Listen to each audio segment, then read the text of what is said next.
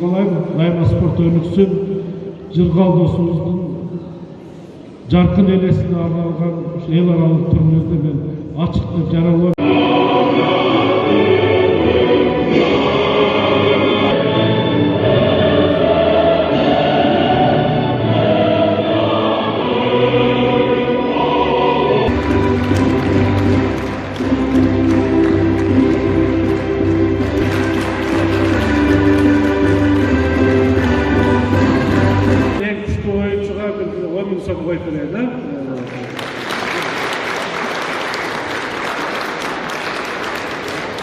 Турнирден есе Улар Ишкер жана Ош Алайдакка